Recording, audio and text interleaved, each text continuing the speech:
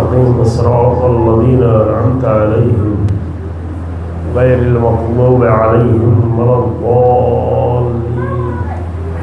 صدق الله العلي العظيم. اللهم صل على محمد.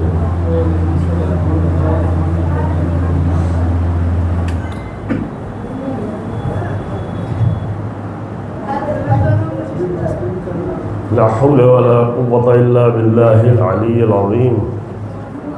أعوذ بالله من الشيطان اللعين الرجيم. بسم الله الرحمن الرحيم. الحمد لله رب العالمين، والصلاة والسلام على سيد الأنبياء والمرسلين خاتم النبيين أبي القاسم محمد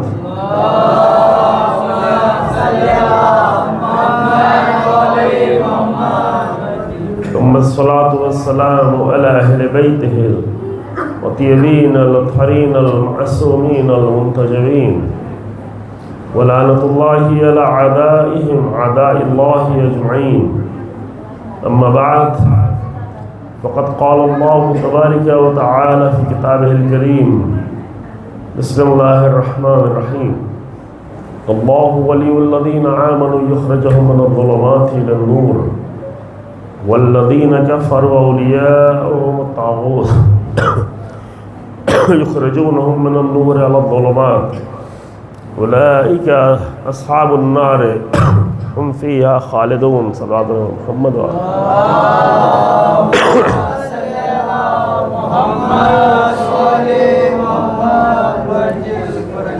سورہ بقرہ کی آیت کریمہ جو آیت الکرسی کے ذیل میں بھی پڑھی جاتی ہے، جس میں اللہ نے دو طرح کے ولیوں کا ذکر کیا ہے، دو طرح کے اولیاء.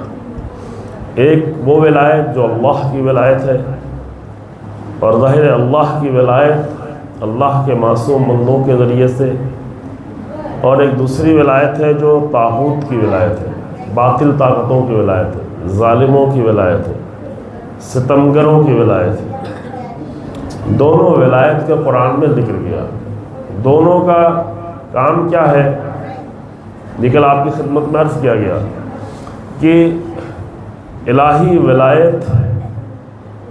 ولایت کا کام یہ ہے کہ لوگوں کو ظلمات سے، تاریکیوں سے نکال کر نور کی طرف لے کے جائے، اور یہ کام مسلسل جاری ہو، مسلسل یہ سفر جاری ہو کہ لوگ معاشرہ، جوان، مرد، خواتین، بچے، صرف یہ نہیں کہ یہ کام بچوں کے لیے اچھا ہے، بچوں کی تربیت کی جائے، بچوں سے کہیں زیادہ بڑوں کو تربیت کی ضرورت ہے. کیونکہ اگر بڑوں کی تربیت ہو جائے تو بچے تو خود بخود تربیت پا جائے، عملی طور پہ پا جائے. گھر کا ماحول اگر تربیت کا ہو اور بڑے لوگوں کی تربیت ہو تو بچے اسی کے سائے میں پروان چڑھیں گے. تو ولایت کا کام یہ ہے جو قرآن نے بیان کیا کہ یخرجہم من الظلمات الی النور. اس کے ذریعے سے لوگوں کو، مومنین کو مسلسل ہر طرح کی تاریکی، چاہے وہ علمی تاریکی ہو، چاہے وہ اخلاق کی تاریکی ہو، چاہے وہ کردار کی تاریکی ہو، چاہے وہ سوچ کی تاریکی ہو، چاہے عقیدے کی تاریکی ہو. غلط عقیدے بنا لیتے ہیں لوگ. پوچھا جاتا ہے کہ بھئی یہ عقیدہ کہاں سے آ گئی؟ تو میرا عقیدہ ہے. اگر عقیدہ بنانا خود ہی ایک انسان کا اختیار ہو تو پھر تو ہر مذہب کے لوگوں کا عقیدہ صحیح ہے. تو ہر ایک نے اپنا عقیدہ بنا رکھا ہے، ہر ایک کی اپنی آستھا ہے، اور اس آستھا میں سب لگے ہوئے ہیں. معلوم ہوا کہ نہیں؟ آستھا یا عقیدہ بنانا یہ ہمارا کام نہیں ہے. جس طرح دین بنانا ہمارا کام نہیں ہے، اسی طریقے سے عقیدہ بنانا بھی ہمارا کام نہیں ہے. جس نے ہم کو پیدا کیا ہے وہی بتائے گا کہ تمہارا دین کیا ہونا چاہیے، تمہارا عقیدہ کیا ہونا چاہیے. کیوں بتائے گا؟ اس لیے کہ وہ ہمارے بارے میں ہم سے بہتر جانتا ہے. ہم اپنے بارے میں اتنا بہتر نہیں جانتے، لیکن ہمارا پروردگار بہتر جانتا ہے. یہ قانون ہے، عقلی قانون بھی ہے. بالکل یہ عقل کا بھی قانون ہے کہ جس نے کسی چیز کو بنایا ہے اسی کے اختیار میں ہونا چاہیے. آپ نے گھر بنایا تو آپ کے اختیار میں ہوگا، کسی نے گاڑی بنائی ہے تو گاڑی جو ہے وہ چاہے تو بیچے، ہوگی اس کی گاڑی، کمپنی ہے تو کمپنی کی گاڑی ہوگی۔ تو یہ ساری چیزیں جو ہے، اسی طرح انسان کو بنانے والی ذات اللہ کی ہے، اور وہ سب سے زیادہ بہتر جانتا ہے کہ ہماری ضرورتیں کیا ہیں۔ قرآن کہتا ہے کہ عسیٰ ان تکرہوا شیئا وہو خیر لکم، کبھی کبھی تم کسی چیز کو برا سمجھتے ہو جبکہ وہی تمہارے لیے خیر ہے، اور یہ تو بہت ہوتا ہے جسے ہم برا سمجھتے ہیں لیکن وہی ہمارے لیے خیر ہے۔ عسیٰ ان تکرہوا شیئا وہو خیر لکم وعسیٰ ان تحبوا شیئا وہو شر لکم، اور کبھی کبھی تم کسی چیز کو بہت چاہتے ہو لیکن وہی تمہارے لیے شر ہے۔ یہ ممکن ہے، یعنی ہم جو ہے، ہم کو نماز پڑھنا سخت گزرتا ہے، مجلس میں آنا بھی کبھی کبھی لوگوں کو سخت گزرتا ہے، میدان جہاد میں جانا ہو تو سخت گزرتا ہے۔ خاص کر یہ آیت تو جہاد ہی کے موقع پہ نازل ہوئی کہ کتب علیکم القتال، تمہارے اوپر جنگ کرنا لکھ دیا گیا ہے، اور ظاہر ہے کہ جنگ جو ہے، ہر ایک کہتا ہے کہ جنگ میں جائیں گے تو زخمی ہوں گے، مارے جائیں گے، قتل کیے جائیں گے، شہید ہوں گے، جان جائے گی، بچے یتیم ہوں گے، بیوی جو بیوہ ہوگی، تو انسان کو کراہت ہوتی تھی۔ کراہت اس معنی میں کہ ناپسند کرتا تھا۔ رسول اللہ کے زمانے میں کئی بار ایسا پیش آیا کہ رسول اللہ جنگ میں بھیجنا چاہ رہے تھے، لیکن لوگ جو ہے رسول اللہ کے ساتھ چھوڑ دیتے تھے، بیچ میں چھوڑ دیتے تھے، جاتے ہی نہیں تھے، یا جا کے بیچ راستے میں چھوڑ کے چلے آتے تھے، یا میدان میں جا کے چھوڑ کے چلے آتے تھے۔ کیوں؟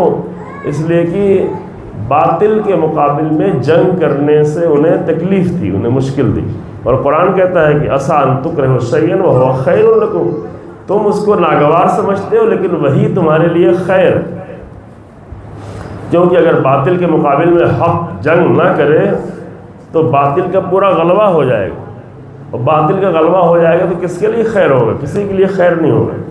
اور اس کے برعکس بھی کبھی کبھی کسی چیز کو ہم پسند کرتے ہیں جبکہ وہ شر لکم، کبھی ہم پسند کرتے ہیں کہ ہمارے پاس بہت زیادہ دولت ہو، لیکن اگر ہم خود مضبوط نہیں ہیں ایمان سے، ارادے سے، تو دولت جو ہے گمراہ کر دیتی ہے۔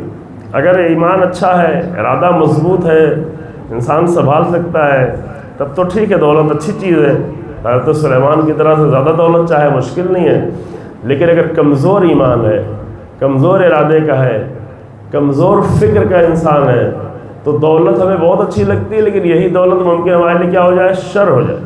دولت تو دور کی بات ہے، کبھی کبھی انسان اولاد کے بارے میں یہی سوچتا ہے، اولاد بیٹا ہو جائے، بیٹا ہو جائے، بیٹا ہو جائے، اور اللہ دیتا بھی ہے، لیکن اگر اس بچے کی صحیح تربیت نہیں کی ہوئی ہے، یا اس نے اپنی صحیح تربیت نہیں کی ہے، تو یہی فرزند خود اس کی بھی رسوائی کا سبب بنتا ہے اور اپنی بھی رسوائی کا سبب بنتا ہے۔ اور صرف دنیا ہی میں نہیں بنتا، آخرت میں بھی بنتا ہے۔ دنیا میں بھی رسوائی، ایک فرزند جو دنیا میں بھی رسوائی، جا کے گئے تھے حج کرنے، زیارت کرنے، وہاں سے مانگا، وہاں سے مانگا، مانگ کے مل گیا، چلو مل گیا، ملنے کے بعد اب کیا؟ خدا کرے کہ اللہ سب کو فرزند دے اور سب کے فرزند نیک و صالح ہوں، اور رسوائی کا سبب نہ بنے، نہ دنیا کی رسوائی نہ آخرت کی رسوائی۔ لیکن قرآن بہرحال بہت ساری چیزوں کو دیکھ کے کہتا ہے کہ عسیٰ ان تحبوا شیئا وہو شر لکم، تم کسی چیز کو بہت پسند کرتے ہو لیکن وہی تمہارے لیے شر ہے، وہی شر ہے۔ کبھی حکومت شر ہے نا، اور یہ ہے کیوں؟ یہ اس لیے ہے کہ واللہ یعلم وانتم لا تعلمون، کیونکہ اللہ جانتا ہے لیکن تم نہیں جانتے کہ تمہاری ضرورتیں کیا ہیں۔ اصل مسئلہ یہ سورہ بقرہ میں شروع میں آپ دیکھیں گے، اوپر ہی والے صفحے میں مل جائے گی آیت، ابھی مجھے پڑھنا نہیں اس لیے ایڈریس دیکھ کے نہیں آیا، لیکن چند صفحہ گزرنے کے بعد یہ آیت مل جائے سورہ بقرہ ہی میں، یہ واللہ یعلم وانتم لا تعلمون، اللہ جانتا ہے کہ تمہاری ضرورتیں کیا ہیں لیکن تم نہیں جانتے۔ یہ بالکل ایسا ہی ہے جیسے چھوٹا سا بچہ ہے، شدید اس کو بخار ہے اور انفیکشن ہے، مشکلات ہیں، اور وہ بچہ کہہ رہا ہے مجھے آئس کریم بھی چاہیے ہے، مجھے فلاں بھی چیز چاہیے، مجھے فلاں بھی چاہیے، اس کو یہی پسند ہے، لیکن ماں باپ اس کے اس کی پسند کے اعتبار سے نہیں دیتے. کیوں؟ اس لیے کہ بچہ تو اسے پسند کر رہا ہے، لیکن باپ سمجھتا ہے کہ اس کے لیے شر ہے، یہ اس کے لیے برا ہے، یہ اس کو پسند ہے لیکن اس کے لیے برا ہے نا. تو بچوں والی حال بہت سارے انسانوں کی بھی ہے. اللہ کی بارگاہ میں ہم جیسے لوگ بھی بہت سارے لوگ بہت ساری ایسی چیزیں چاہ رہے ہوتے ہیں جو ہمارے لیے خیر نہیں ہوتی. تو اللہ نے ایک نظام بنایا ہے، تربیت کا ایک بہت بڑا نظام، اور تربیت کے اس نظام کے اوپر نظام کے طور پر جس چیز کو قرار دیا ہے وہ ہے ولایت. ولایت یعنی یہ، ایسے غور کریے گا، میں تھوڑا طبیعت میری صحیح نہیں، میں زیادہ زور لگا کے نہیں پڑھوں تو یہ نہ سمجھیے گا کہ زور لگا کے نہیں پڑھ رہے تو کوئی خاص بات نہیں ہوگی، سمجھ رہے ہیں؟ یہ نہیں جو چیز جتنا چیخ کے کہی جائے اتنی زیادہ اہم بات ہے نہ. بات کے اعتبار سے ساؤنڈ کے ذریعے سے بات کو وزن نہیں سمجھیے گا، بات کے ذریعے سے اس کے وزن سمجھنے کی کوشش کریے. میں ایسے آرام سے پڑھوں، سمجھ رہے ہیں؟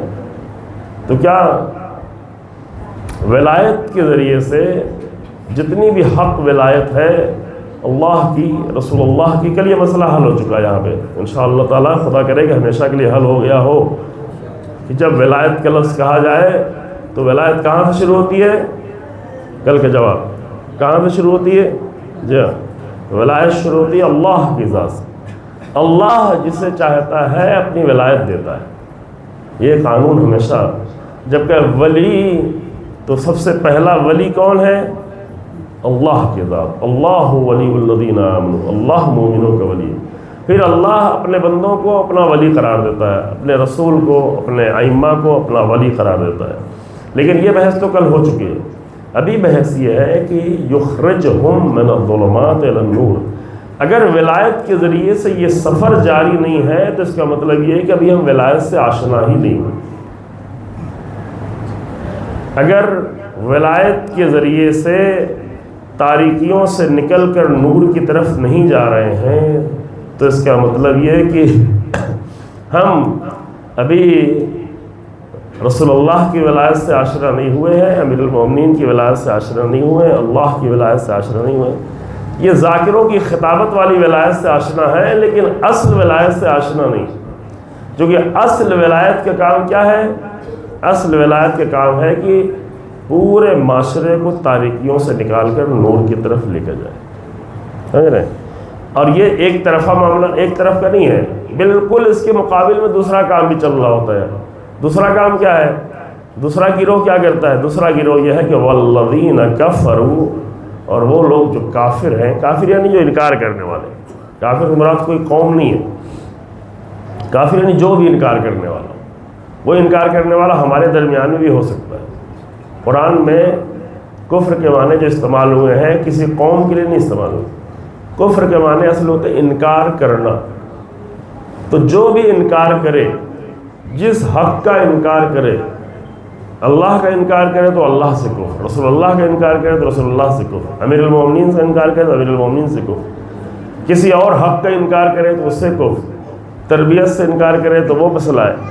تو والذین کفروا اولیاؤہم الطاغوت، وہ لوگ جو انکار کرنے والے لوگ ہیں، جو کسی بات کو دل سے قبول نہیں کرتے، وہ بات اپنی ہی چلاتے ہیں، چاہے کتنی مجلس کر لیں، چاہے کتنی تقریر سن لیں، لیکن بات اپنی ہی چلنی ہے. ہر چیز سے زبان سے انکار نہیں کرتے. بعض لوگ زبان سے انکار نہیں کرتے لیکن ذہن سے فوراً انکار کر دیتے ہیں، دل سے فوراً انکار کر دیتے ہیں، یہیں بیٹھے بیٹھے کر دیتے ہیں. ایک بات سنتے کہتے ہیں یہ تو ہمیں ماننا ہی نہیں. زبان سے نہیں کہتے لیکن دل کا قبول نہیں کرتا. تو جو انکار کرنے والے ہیں اولیاءہم الطاغوت، ان کے اولیاء کون ہیں؟ ان کے اولیاء ہیں طاغوت. طاغوت، تابوت نہیں، ہاں جی ہاں. طاغوت کے معنی کیا ہوتا ہے؟ ہمارے ایک بزرگ ہیں، وہ کہہ رہے تھے میں نے پورا اشرا پڑھ ڈالا تو اسی طاغوت کے موضوع پر بعد میں کسی نے آگے کہا بزرگوں میں سے کہ یہ آپ طاغوت کے بارے میں کیا پڑھ رہے تھے، اتنا سمجھ میں آیا نہیں. تو ایسا نہ ہو کہ آپ بھی جو ہے 2 دن اور گزرنے کے بعد کہے کہ مولانا نے تابوت کے بارے میں کیا پڑھا. تابوت کے بارے میں نہیں، طاغوت، غین سے تابوت. طاغوت کا لفظ بنا ہوا ہے طغیان سے. طغیان یعنی کیا؟ یعنی جو اللہ کے مقابل میں آ کر اظہار وجود کرے، میری حکومت، میرا اقتدار، میری طاقت، میری حکومت، اللہ کے مقابل میں۔ اور طغیان اور طاغوت کا سب سے زیادہ واضح نمونہ قرآن نے خود ہی بیان کیا، کیا کہ اذهب الى فرعون انه طغى، اے موسیٰ فرعون کی طرف جاؤ کیونکہ وہ طغیان کر رہا ہے، طاغی ہو گیا، طاغوت ہو گیا۔ کیوں؟ انا ربکم الاعلیٰ کہتا تھا، میری ربوبیت ہے، میں حاکم ہوں، ساری دولت کا مالک میں ہوں، ساری زمینوں کا مالک میں ہوں، سارے ٹیکس میرے پاس آتے ہیں، میں دیتا ہوں تو لوگ کھاتے ہیں، میں نہ دوں تو لوگ بھوکے رہیں گے، اس لیے میں کیا ہو گیا؟ انا ربکم الاعلیٰ، جو میری حکومت ہے تو میری وجہ سے پورا نظام چل رہا ہے، لہذا میں سب سے بڑا رب ہو گیا۔ یہ کیا ہے؟ یہ ہے طغیان، یہ ہے طاغوت۔ اور یہ طاغوت، یہ تو فرعون تو پوری مصر کی حکومت کا طاغوت تھا، ممکن ہے کہ چھوٹے چھوٹے فرعون ہمارے گھروں میں بھی موجود ہوں۔ جب یہ سمجھتے ہو کما کے تو میں لایا ہوں، زندگی تو میں چلا رہا ہوں، گھر کی ساری ضرورتیں تو میں چلا رہا ہوں، محنت تو میں کر رہا ہوں، میں نہ کماؤں تو بیوی کا کیا ہوگا، میں نہ کماؤں تو گھر میں کھانا کیسے بنے گا، تو یہ بیچارہ یہ سمجھتا ہے کہ یہ سب کچھ خود کر رہا ہے، یہ نہیں سمجھتا کہ اللہ نے اسے ایک وسیلہ بنا دیا ہے۔ فرعون ایسے ہی بنتا ہے، چھوٹا سا فرعون۔ چھوٹا سا فرعون کیوں ہے؟ کیونکہ اس کی حکومت جو ہے وہ کتنی بڑی ہے؟ 1200 اسکوائر فٹ کے ایک مکان میں۔ مصر جیسی حکومت نہیں ہے، مصر کی حکومت بہت بڑی تھی، تو وہ مصر کے حکومت کا طاغوت تھا، مصر کے حکومت کا فرعون تھا۔ اب کچھ لوگوں کی حکومت جو ہے وہ 1000 اسکوائر فٹ میں ہے، کچھ لوگوں کی 800 اسکوائر فٹ میں ہے، کچھ لوگوں کی 1200-1400 اسکوائر فٹ میں ہے، کچھ لوگوں کی ممکن اور تھوڑا بڑی ہو جائے۔ لیکن اگر یہ خیال کر کے گھر میں رہنا ہے کہ میری وجہ سے سب کچھ چل رہا ہے، تو یہ چھوٹا سا فرعون ہے۔ میں اس لیے کہہ رہا ہوں کہ فرعون بننے سے بچے ہیں، اپنے آپ کو بچائیں۔ اب یہ بڑا سا فرعون کیوں نہیں بن پا رہا ہے؟ بڑا سا فرعون اس لیے نہیں بن رہا ہے کہ بڑی سی حکومت ہی نہیں ہے۔ اگر اس کے پاس بھی جو ایک چھوٹے سے گھر میں چھوٹا سا فرعون بنا بیٹھا ہے، اگر اس کے پاس بڑی حکومت آ جاتی تو وہ یقیناً بڑا فرعون بن جاتا، یقیناً بن جاتا۔ جیسے ہمارے ملک میں ہے کئی سارے فرعون، بڑے بڑے فرعون ہیں یا نہیں ہیں؟ ہاں؟ تو فرعون بڑے بڑے ہیں، بڑی حکومت، بڑا پیسہ۔ نہایت شرم کی بات ہے کہ جس ملک میں 20 کروڑ لوگ ایسے ہیں کہ جن کی ایک دن کی انکم 27-28 روپے بن پاتی ہے، صرف 30 روپے 35 روپے اتنی بنتی ہے، اس ملک میں شادی کے نام پہ 10,000 کروڑ روپے خرچ کیا جائے، ایسے ہوتا ہے۔ تو مسئلہ یہ ہے کہ میں اس لیے عرض کر رہا تھا کہ فرعون بننے کا ارادہ ترک کر دے، اگر ہو تو چھوڑ دے۔ جن کی شادیاں ہو گئی ہیں وہ ابھی سے چھوڑ دے، جن کی شادیاں ابھی نہیں ہوئی ہیں وہ بات کے لیے چھوڑ دے کہ فرعون نہیں بننا ہے، گھر میں فرعون بن کے نہیں رہنا ہے۔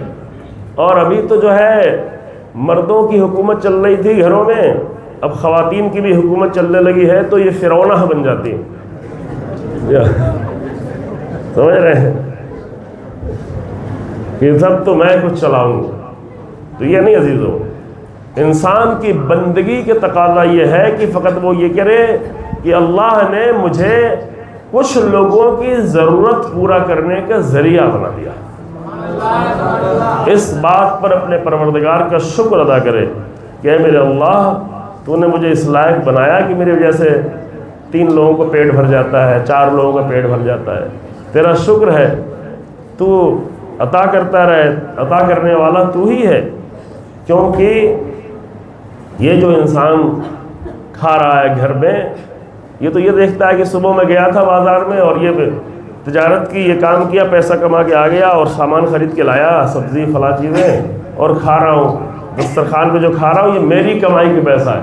لیکن یہ نہیں دیکھتا کہ وہ جو کھا رہا ہے، وہ لقمہ جو منہ میں ڈال رہا ہے، اس کے لیے ملینوں سال سے سورج چمکایا گیا ہے، دریا بنایا گیا ہے، سورج کی چمک سے، حرارت سے بخارات اٹھتے ہیں، بخارات بادل میں تبدیل ہوتے ہیں، پھر بادل جو ہے وہ آ کے قطرہ قطرہ برساتے ہیں، زمینوں کو آباد کرتے ہیں۔ تو خرید کے لا کے کھا گیا، لیکن تیرے کھانے کے لیے اللہ نے لاکھوں سال سے پورا نظام بنا رکھا، لاکھوں سال۔ اور اتنا بڑا نظام دیکھ کے انسان کہے کہ چونکہ ظاہر ہے جو کہتا ہے کہ میں سب کچھ چلا رہا ہوں، اسے بندگی کرنے کی ضرورت ہی نہیں، اسے نہ سجدے کی ضرورت ہے نہ بندگی کی ضرورت، وہ تو فرعون ہے۔ لیکن جو یہ جانتا ہے کہ نہیں، یہ سب کچھ اللہ کی طرف سے ہے، میں فقط ایک چھوٹا سا ذریعہ ہوں، تو وہ جتنی بھی بندگی کرے اسے کم ہی رکھتا ہے۔ اور اس طریقے سے کیا ہوتا ہے، یہ سلسلہ جاری ہے۔ تو وہ لوگ جو کفر کرتے ہیں، جو فرعون بنے بیٹھے ہیں، جو طغیان کرتے ہیں، جو طاغوت ہیں، ان کا کام کیا ہے؟ اب اللہ کا کام تو یہ ہے، ولیوں کا کام کیا ہے؟ لوگوں کو نور، تاریکی اور سیاہی سے نکال کے نور کی طرف لے کے جائے۔ تو مقابل میں جو طغیان لوگ ہیں، طاغوت لوگ ہیں، وہ کیا کرتے ہیں؟ ان کا کام یہ ہے کہ یخرجہم من النور الی الظلمات۔ یہ بالکل الٹا کام چل رہا ہے، بالکل الٹا کر رہے ہیں، لوگوں کو نور سے نکال کر تاریکی کی طرف لے جاتے ہیں۔ ایک جوان ہے، پاک و پاکیزہ ہے، اچھا ہے، ایسے لوگوں کے پاس جا کے بیٹھا کہ وہ سب کچھ، نہ پڑھائی، نہ علم، نہ عبادت، نہ معرفت، کیا ہوا؟ نور سے نکلا، تاریکی کی طرف چلا گیا، کردار بدل گیا، سوچ بدل گئی، طور طریقے بدل گئے، یہ سب بدل گئے۔ تو یہ دو سلسلہ مسلسل چلتا رہتا ہے۔ ایک یہ کہ جو اللہ والے لوگ ہیں، وہ ہمیشہ کوشش ان کی یہ رہتی ہے کہ لوگوں کو نور کی طرف لے جائیں۔ اسی سلسلے میں یہ پروگرامس بھی اسی لیے ہوتے ہیں، اسی مقصد سے ہوتے ہیں، یعنی مقصد یہی ہو، اصل مقصد ہے ہی یہی کہ تاکہ اتنا زیادہ لوگوں کو نور کی طرف لایا جائے کہ جب پوری دنیا میں آخری نور کی حکومت ہو تو اس میں سب شریک ہو سکے۔ اگر نورانی نہیں بنا ہے انسان، اگر اپنے آپ کو اس نے پاکیزہ نہیں کیا ہے، اگر تاریکیوں سے نہیں نکلا ہے، اگر زبان وہی ہے، لہجہ وہی ہے، طور طریقہ وہی ہے، گناہ وہی ہے، کردار وہی ہے، تو بھلا یہ کیسے ممکن ہے کہ امام زمان کی حکومت میں اس کا کوئی رول ہو سکے؟ ہو سکتا ہے؟ سوال ہی ممکن ہی نہیں، یہ ممکن ہی نہیں۔ میں ایک چھوٹا سا واقعہ سناتا ہوں اور اس کے بعد جو ہے اگر وقت رہا تو ایک دو مطلب اور، ورنہ مجلس تمام۔ کہ عام طور سے یہ سمجھتے ہیں کہ ہم کچھ بھی کریں، امام کو دعا تو کر رہے ہیں، اللہ رجل تو کہہ رہے ہیں امام آئیں گے تو ہمارے لیے آئیں گے، اب ہم جو ہے امام کے بالکل آگے سپہ سالار بن کے جائیں گے۔ یا اسی طریقے سے مجلس تو کر رہے ہیں، ماتم تو کر لے رہے ہیں، تو سنیں ایک فرد جو کربلا پہنچنے سے تھوڑا پہلے، صرف ایک منزل پہلے امام حسین علیہ السلام سے ملاقات ہوئی۔ قصر بنی مقاتل منزل ہے کہ جہاں پر اس کی امام حسین علیہ السلام سے ملاقات ہوئی۔ وہ کوفے کی طرف سے آ رہا تھا اور اس نے خیمہ لگایا ہوا تھا، وہاں پہ خیمہ اس نے لگایا ہوا تھا۔ امام کا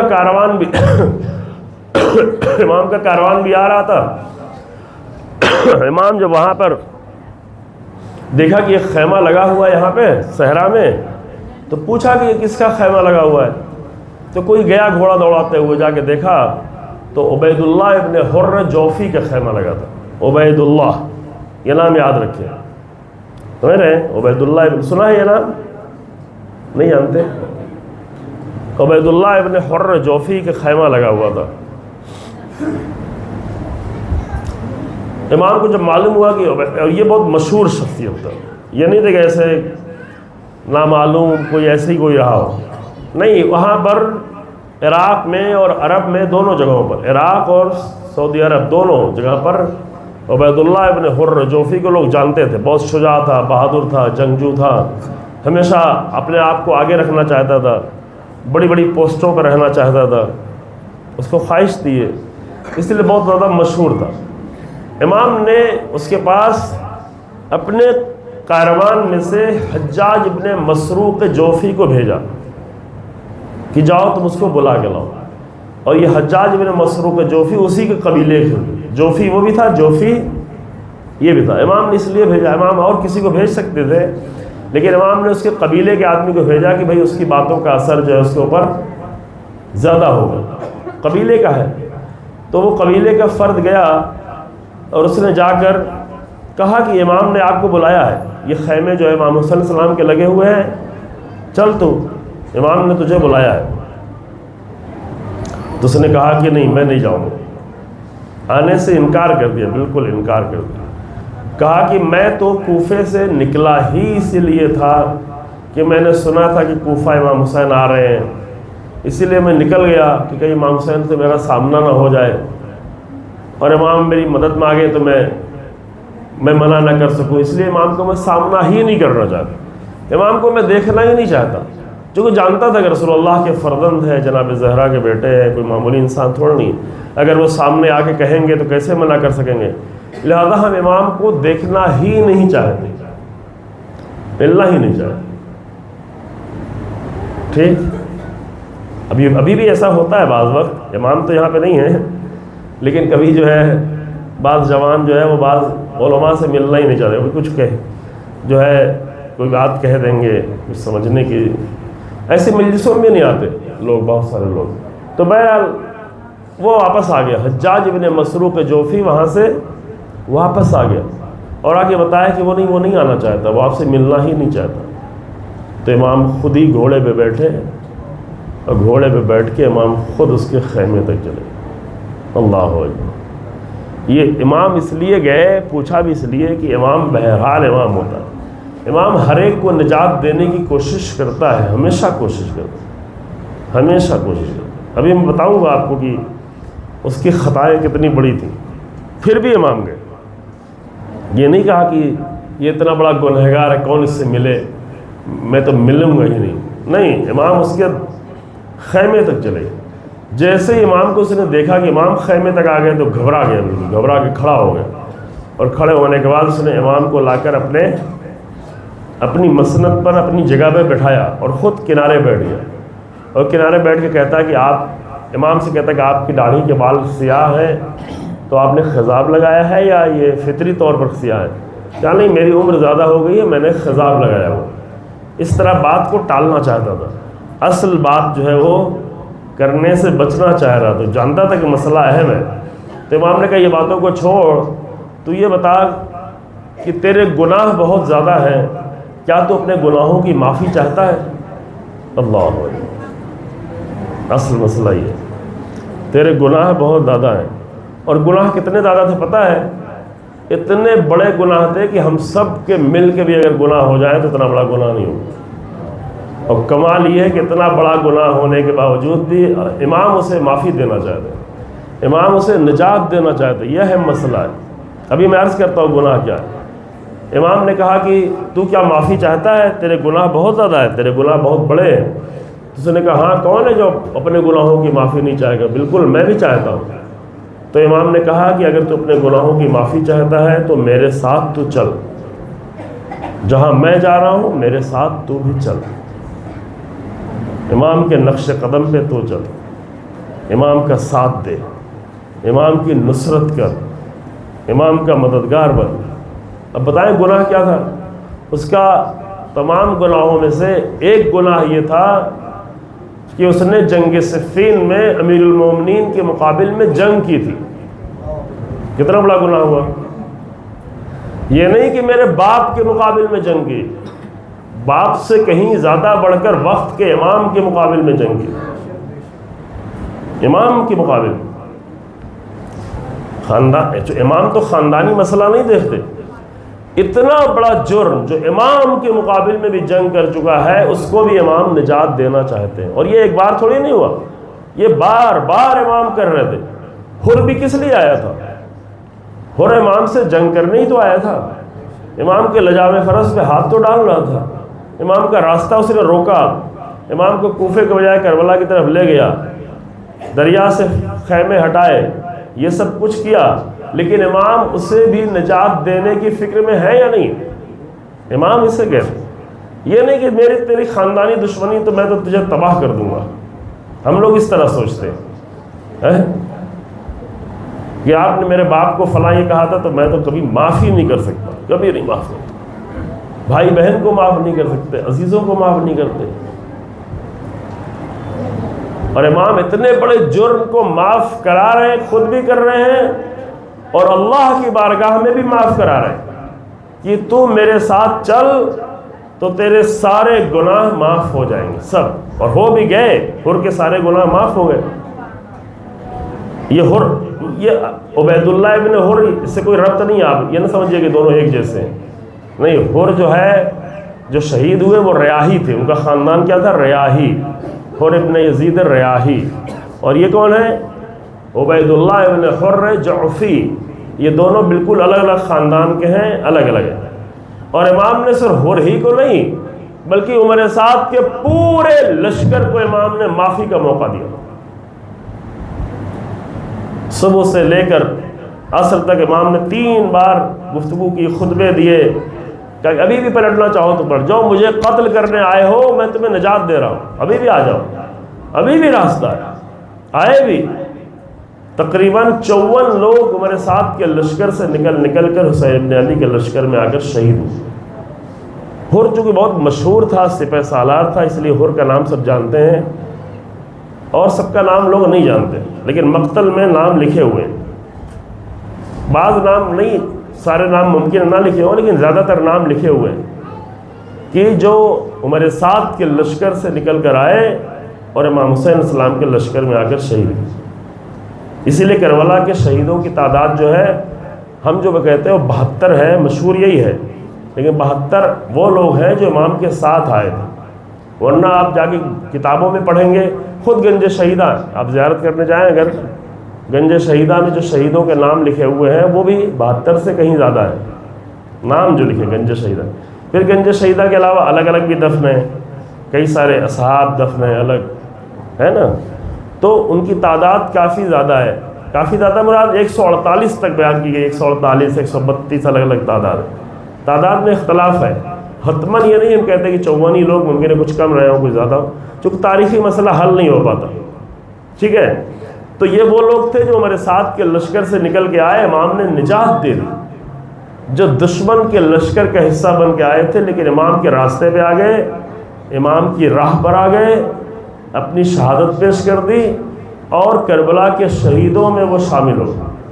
تو امام نے اس عبید اللہ ابن حر جوفی کو بھی یہی موقع دیا کہ تو بھی میرے ساتھ چل، تیرا گناہ بہت زیادہ ہے. 24 سال پرانا گناہ تھا کربلا کے واقعے کے 24 سال پہلے جنگ صفین ہوئی تھی، لیکن امام کے ساتھ وہ نہیں آیا. کیا کہا اس نے معلوم ہے؟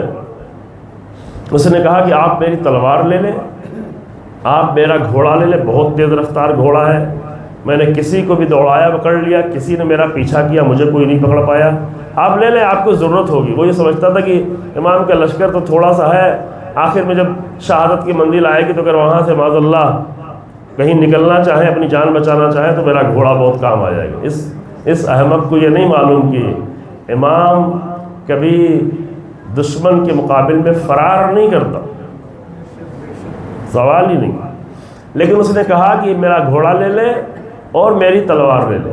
اب گھوڑا اور تلوار کسی مسافر کے لیے سب سے بڑی چیز ہوتی ہے، عرب کے مسافر کے لیے.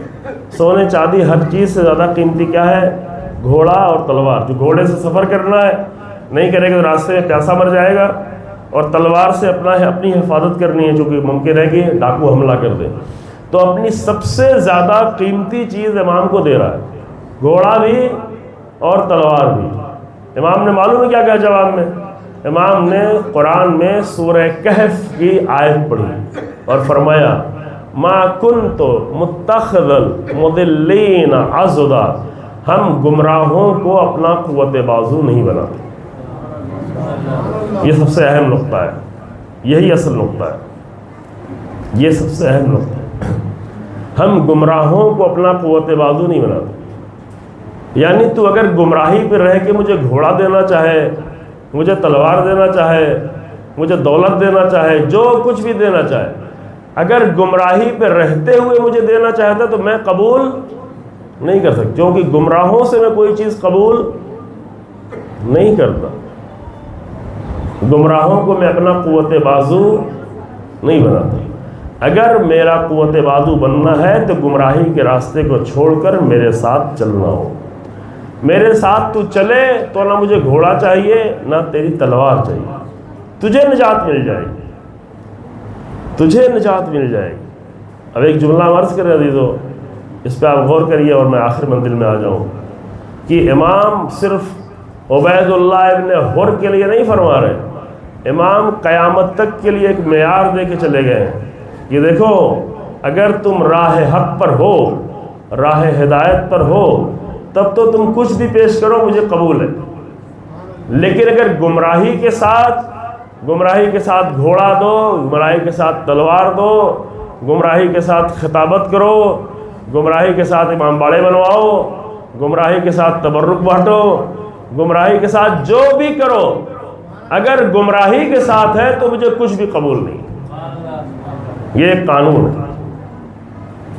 گمراہی کے ساتھ امام کو کچھ قبول نہیں ہے۔ اچھا، اس کے پیچھے قرآن کے منطق بھی ہے، ابھی وقت نہیں رہا ہے، پھر کبھی پڑھیں گے انشاءاللہ، کہ قرآن بھی یہی کہتا ہے کہ انما یتقبل اللہ من المتقین، اللہ صرف متقین سے قبول کرتا ہے، ہر ایک سے قبول ہی نہیں کرتا۔ کچھ بھی ہو، کوئی بھی چیز پیش کرے اللہ قبول نہیں کرتا۔ پہلے ہی شروع میں حضرت حابیل کی زبان سے یہ کہلوایا کہ اللہ قابل تیری قربانی قبول کیوں نہیں ہوئی؟ کیونکہ تیرے پاس تقویٰ نہیں ہے، اور اللہ صرف متقین سے قبول کرتا ہے۔ یہی نقطہ امام حسین علیہ السلام نے کربلا پہنچنے سے پہلے وعدے کر دیا کہ اگر تو خود تبدیل نہیں ہوتا ہے، تو اگر تاریکی سے نکل کر نور کی طرف نہیں آتا ہے، تو اپنی خواہشات، ہوا و ہوس، زندگی فلاں اس سے نکل کر حسینیت کے نور کی طرف نہیں آتا ہے، تو مجھے گمراہوں سے کچھ بھی قبول نہیں ہے۔ پھر معلوم ہے کیا ہوا؟ اب اس کی تاریخ آگے لمبی ہے، میں ابھی زیادہ وقت نہیں لینا چاہتا، لیکن اتنا کہہ دوں کہ بعد میں یہ پھر امام نے وہاں پہ یہ فرمایا کہ ٹھیک ہے، اگر تو نہیں آتا ہے تو تو یہاں سے اتنا دور چلا جا کہ میری صدائے استغاثہ نہ سن، کیونکہ میری صدائے استغاثہ سن کے اگر میری مدد کرنے نہیں آیا تو سیدھے منہ کے بل جہنم میں ڈالا جائے، جب میں تجھے بلاؤں تو دور ہو جائے۔ پھر یہ 2-3 جملے میں بتا دیتے ہیں، پھر اس کی تاریخ یہ رہی بعد میں عبید اللہ، آپ چاہیں تو پڑھ سکتے ہیں جا کے۔ پھر بعد میں یہ جناب مختار کے ساتھ آ گیا، جناب مختار کے ساتھ مل کے جنگ کرنے لگا۔ جناب ابراہیم جو مالک اشتر کے بیٹے تھے، شعر کہنے لگا، بہت روتا تھا، بہت فریاد، اے کاش کہ میں حسین کے ساتھ جاتا، اے کاش کہ میں حسین کے ساتھ جاتا، لیکن یہ بھی سچ میں نہیں تھا، دل کی گہرائی سے نہیں تھا۔ لوگ بھی اس کو لعن طعن کر رہے کہ تو حسین نے مدد کے لیے بلایا تو نہیں گیا، تو بھی شعر پڑھنے لگا، رونے لگا کہ میں حسین کے ساتھ گیا ہوتا، امام حسین کے ساتھ گیا ہوتا۔ پھر جب 5 سال گزرنے کے بعد، تقریباً 5 سال گزرنے کے بعد جناب مختار نے قیام کیا، تو جناب مختار کے ساتھ آ گیا۔ جناب مختار نے اس کو بھیجا، ابراہیم جانتے ہیں نا، مالک اشتر کے بیٹے، ابراہیم کے ساتھ لشکر میں بھیجا، گئے جنگ کی، عبید اللہ ابن زیاد کو مارا، لشکر کو شکست دی، عبید اللہ ابن زیاد کے لشکر کو شکست دی، اور شکست کامیابی ہونے کے بعد پھر جناب ابراہیم نے، چونکہ دور تھے، انہوں نے جناب مختار کو خط لکھا کہ یہ آدمی بھروسے کا نہیں ہے، مجھے اس پہ بھروسہ نہیں، یہ گڑبڑ کر رہا ہے یہ۔ تو جناب مختار نے اس کو خط لکھا کہ یہ لالچی آدمی ہے، اس کو تھوڑا پیسہ دے دیا کرو، بس یہ تمہارے کنٹرول میں رہے گا، پیسہ دے دیا کرو۔ تو 5000 درہم دیے۔ 5000 درہم بہت بڑا ہوتا ہے نا، جنگ جیتے تھے، مال غنیمت بہت زیادہ آیا تھا، 5000 درہم دیے، لیکن یہ ابراہیم سے لڑ گیا، کہا کہ نہیں تم نے زیادہ لیا، مجھے کم دیا ہے، ہاں آپ نے زیادہ لے لیا، مجھے کم دیا۔ انہوں نے کہا نہیں بھائی، میں نے کچھ بھی نہیں لیا ہے، میں تو سپہ سالار ہوں، میں پیسے کے لیے تھوڑی نہیں آیا ہوں، میں تو حسین ابن علی کے خون کے انتقام کے لیے آیا ہوں، میں نے نہیں کہا، نہیں تم نے زیادہ ہی لیا ہے، تم نے حتماً زیادہ لیا ہے۔ اور یہ کہہ کر جناب ابراہیم کو چھوڑ کے چلا گیا۔ چھوڑ کے گیا تو یہ نہیں کہ جا کے کہیں بیٹھ جائے، کہیں کو اپنا کھیتی ویتی کرے، جا کے جناب مختار کے سب سے بڑے دشمن مصعب ابن زبیر سے مل گیا۔ اور وہاں پلاننگ کرنے لگا جناب مختار کے قتل کی، اور ان کے قتل میں شریک بھی رہا، پلاننگ میں شریک رہا، قتل کی پلاننگ میں شریک رہا۔ پھر کیا ہوا؟ پھر اس کے بعد بھی مصعب بن زبیر نے کہا کہ یہ آدمی بھروسے کا نہیں۔ یہ بہت ہی اہم چیز ہوتی ہے، یعنی انسان کی صفت ایسی ہو کہ اس پر کوئی بھروسہ نہ کر سکے۔ یہ کسی بھی انسان کی بہت بری حالت ہوتی ہے کہ اس پر کوئی بھروسہ نہ کرے، نہ قوم کو لوگ بھروسہ کرے، نہ گھر کے لوگ بھروسہ کرے، نہ ماں بھروسہ کرے، نہ باپ بھروسہ کرے، نہ گھر کی ذمہ داری پوری کرے، نہ اس کی ذمہ داری۔ بھروسے کے آدمی نہیں رہ جائے تو اس پر کوئی بھی بھروسہ نہیں کرتا۔ تو مصعب بن زبیر نے بھی اس پہ کہا کہ یہ بھروسے کا نہیں ہے، اس کو پکڑ کے زندان میں ڈال دیا۔ زندان ظاہر سفر میں تھے، جنگ کر رہے تھے، تو خیمے کے زندان بنا ہوتا تھا، خیمے کے زندان میں اسے ڈال دیا۔ یہ اپنے دوستوں کی مدد سے وہاں سے نکل کے بھاگنے میں کامیاب ہو گیا۔ پھر جا کے اس نے ایک چھوٹا سا لشکر بنایا، 300 لوگوں کا لشکر بنایا، اور لشکر بنا کے اس نے پھر حملہ کرنا شروع کر دیا، مصعب بن زبیر کے لشکر پہ حملہ کرنا شروع کر دیا۔ اور آخر میں ایک مرتبہ حملہ کیا تو اس کو سارے ساتھی تقریباً زیادہ تر مار دیے گئے، جو بچے تھے وہ بھاگ گئے، بکھر گئے۔ اس نے دیکھا کہ اب تو میرا کوئی ساتھی نہیں رہا اور میں بھی کہیں نہ کہیں پکڑ لیا جاؤں گا، تو وہیں فرات میں جا کے کود کے سوسائڈ کر لیا۔ اللہ اکبر، فرات میں کود کر سوسائڈ، جان دے دی۔ جس کو حسین ابن علی نے کربلا کے شہیدوں میں شامل ہونے کا موقع دیا تھا، نہیں آیا تو انجام کیا ہوا؟ اتنی خیانتوں کے ساتھ جا کر حرام کی موت سوسائڈ کر کے ختم ہو گئی۔ تو عزیزو، بس میں آخری نقطہ عرض کروں کہ ہماری زندگیوں میں بہت سارے موقع ملتے ہیں۔ جی ہاں، ظاہر ہے کہ امام حسین آگے ہر ایک کو موقع نہیں دیں گے، لیکن امام حسین کا ذکر موقع دیتا ہے، امام حسین کی مجلسیں موقع دیتی ہیں،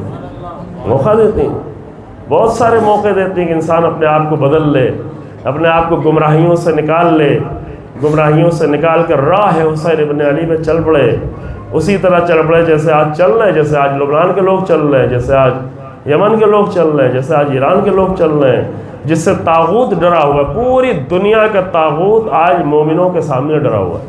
مومنوں کی تعداد کم ہے، افراد کم ہیں، اسلحہ کم ہے، ملک چھوٹا ہے، طرح طرح کی مشکلات ہے، لیکن ایمان تو ہے، اس لیے سب ڈرے ہوئے۔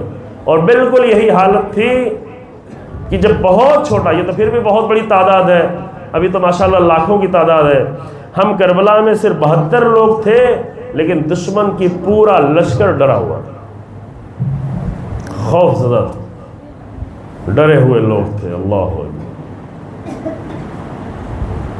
یہ نہیں تھا کہ شمر کو بڑی محبت ہو گئی تھی جناب عباس سے، کیا کہ امان نامہ لکھ رہا تھا کہ آ جاؤ میں امان نامہ لکھوا کے لایا ہوں۔ بہانہ یہ کیا تھا کہ جناب عباس کی ماں خاندان تھے، جو بڑے وہاں پہ اس ہوتا تھا کہ خاندان میں کوئی بھی قبیلہ ہے تو سب کے سب کیا ہو جائیں گے، پورے قبیلے کے لوگ اپنے آپ کو رشتہ دار سمجھتے تھے، تو امان نامہ لکھ دیے۔ نہیں تھا کہ ابوالفضل عباس سے محبت تھی، نہیں، محبت نہیں تھی، ڈر تھا۔ ابوالفضل عباس کا ڈر تھا کہ ہمارے پاس لشکر کتنا بھی ہے لیکن ادھر عباس تو ہے، لہذا امان نامہ۔ اور چیخ رہا تھا وہ، میں ہی مصائب پڑھ دیتا ہوں آج، وہ چیخ رہا تھا وہاں پر شب عاشور میں، آواز دے رہا تھا، اور ابوالفضل عباس مڑ کے دیکھ بھی نہیں رہے، جبکہ یہ فطری چیز ہوتی ہے نا، جب کوئی آپ کو بلائے تو آدمی مڑ کے دیکھتا ہے نا، لیکن اتنا کنٹرول تھا، اتنا اختیار تھا کہ شمر بلا رہا تھا بار بار، اور ابوالفضل عباس مڑ کر دیکھ بھی نہیں رہے تھے۔ تو وہاں پر امام نے جملہ کہا، بِنَفْسِ أَنْتَ يَا أَخِي، اے میرے بھیا تم پر میری جان قربان۔ اللہ اکبر، یہ کوئی معمولی جملہ نہیں ہے، میں اس کی وضاحت نہیں کر سکتا۔ امام کسی کے بارے میں یوں ہی جملہ نہیں کہہ سکتے۔ 2 بار کربلا کے مقتل میں امام نے یہ جملہ کہا کہ میرے، اور سے جناب ابوالفضل عباس سے، اے میرے بھیا تم پر میری جان قربان۔ اللہ، اے بھیا اس کی بات کا جواب تو دے دو۔ پھر ابوالفضل عباس نے دیکھا اس کی طرف کہ کیا کہتا ہے تو، کہا ہم تمہارے لیے امان نامہ لے کے آئے ہیں۔ کہا واہ ہو تجھ پر تیرے ہاتھ ٹوٹ جائیں، میرے لیے امان نامہ ہے اور فرزند رسول اللہ کے لیے کوئی امان نامہ، فرزند رسول اللہ کے لیے کوئی امان نامہ نہیں ہے۔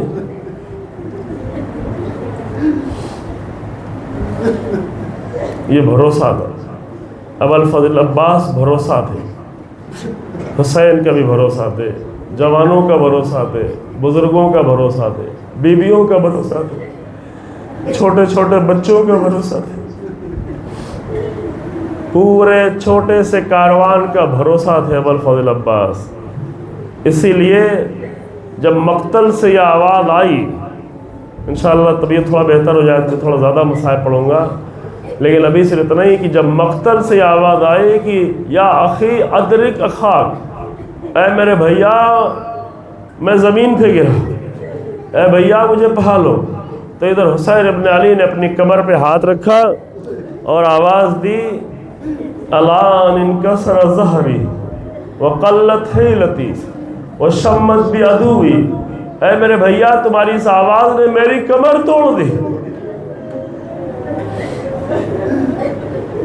میری کمر ٹوٹ گئی، میرے لیے کوئی راستہ نہ رہا میرے عباس، اور اے میرے بھیا عباس تمہارے بعد دشمن اب مجھے تانے دے گا کہ حسین تمہارا کوئی نہ رہا، حسین تمہارا سپہ سالار نہ رہا، حسین تمہارا بھائی نہ رہا، اے میرے بھیا تمہارے بعد حسین تنہا ہو گیا۔ اللہ اکبر۔